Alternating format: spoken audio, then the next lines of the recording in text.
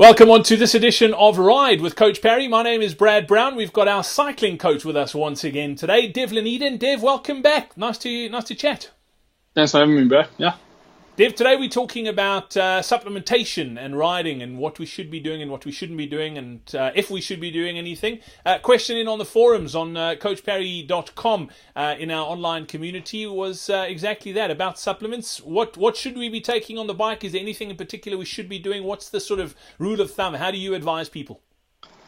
Yeah, supplements, it's often a bit of a sensitive subject, or maybe not sensitive being the right word, but you've got to be quite careful around the topic. There's a lot of information out on the internet. There's a lot of different products out on the market. So I think it confuses the general consumer and the general athlete quite a lot as well, because they never know really what is right and what should you be taking. Firstly, you need to, when you start talking supplementation, and if we're talking energy drinks for on the bike, for instance, whether it's gels, drinks in the bottle, what have you, you need to actually be playing around with something and find something that actually works for you. Again, gets a little bit difficult when there's so many different things. Where do you even start? First and foremost, I think vital is to get more information properly from a dietitian. So actually speak to a professional that knows what you're dealing with, and more often than not, actually a sports dietitian. So someone who can understand the kind of training loads that you're dealing with. A lot of them will then actually take a program, for instance, have an idea of how much training you're doing, and then structure eating and supplementation plans around that. So I think that's first and foremost. General sort of rule of thumb when you're out riding, training, and that sort of thing, you want to be taking in, and again, we're talking sort of moderate to higher intensity type of exercise. Anything longer than an hour, you typically want to be taking in about 50 to 60 grams worth of carbs per hour. So there comes a whole lot of different things, and I'm not going to go too much detail into the actual in-depth stuff of it, but that's just a rule of thumb from fueling the body well enough over an intensive training. If you're doing an hour or a 45-minute session on the watt bike, I typically wouldn't recommend necessarily needing anything. A bottle of water is fine there as long as you're staying hydrated. Making sure, though, that's provided that you've eaten well before you started and maybe have something to have afterwards again. But not necessary to have a bottle of whatever mix that you typically have. It is key, though, to, and I think I might have mentioned it already, but just with regards to playing around with something that you find that could work for you, but playing around in training. You don't want to start getting to races. I mean, a lot of the big races have got expos before, and there's free handouts and that sort of thing. You don't want to be playing around with anything new on race day. You might have a bit of an uncomfortable race itself. So definitely well in advance, it counts as training. So play around with something else in your bottles, whether it's a gel that you might try. Certain people don't react too well to gels. It becomes a personal preference.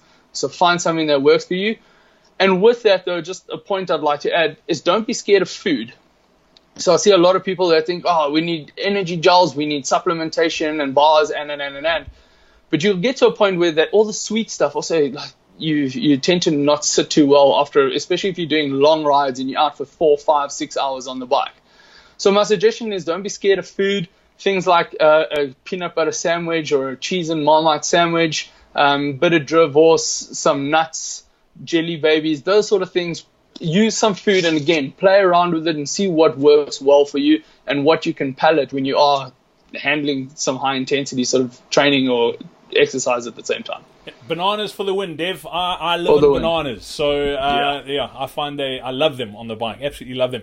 But Dev, also you mentioned something about testing and trying things out. It's not a one size fits all, is it? No. You've got to figure out what works for you, and just because something works for one of your mates doesn't necessarily mean it's going to work for you. And you've got to be careful of all the fads. I mean, it's 1 week it's this, the next week it's something else, and I'm not saying don't look at them, but don't think that that's the be all and end all. Find something that works for you and test a few things and get your formula right. Yeah, you're 100% correct, Brad. And like you say, the fads that cruise around at the moment, and someone mentions trying fat, and if you're not used to it, it's not the kind of thing that you can go and have a big ball of fat or butter or whatever it might be on the bike. So you need to play around with something, do a little bit of research, and like I said, rather speak to someone who actually knows what they're talking about in the industry. So go and see a sports dietitian, take your training program to them as well, let them see what kind of training loads you're doing, and more often than not, they're going to prescribe things that also aid in your recovery. So food that helps you recover well, helps you sleep better at night as well. So all that sort of stuff is vital to the overall picture of your performance. So yes, this is it's a pretty in-depth topic that we could probably speak for hours about, but speak to the professionals first and foremost. Yeah, absolutely. If you're looking for a one-stop place to get all of this sort of advice as well, check out the Coach Parry online training platform and community. We've got coaches, we've got a sports nutritionist as well. You can pretty much tie everything together in one place, get your training programs. If you'd like to find out more, the website to get to is coachparry.com/cycling. That's coachparry.com/cycling. I can guarantee you'll never have to go anywhere else. You'll have everything you need in one place. Our online forums, you get access to the coaches, training programs, like I said, get all your questions answered, and we'd love to help you on your cycling journey. So the URL once again, coachparry.com/cycling. Dev, as always, great to catch up. Thanks for your time today. We look forward to chatting next week. Thanks for having me, Brad.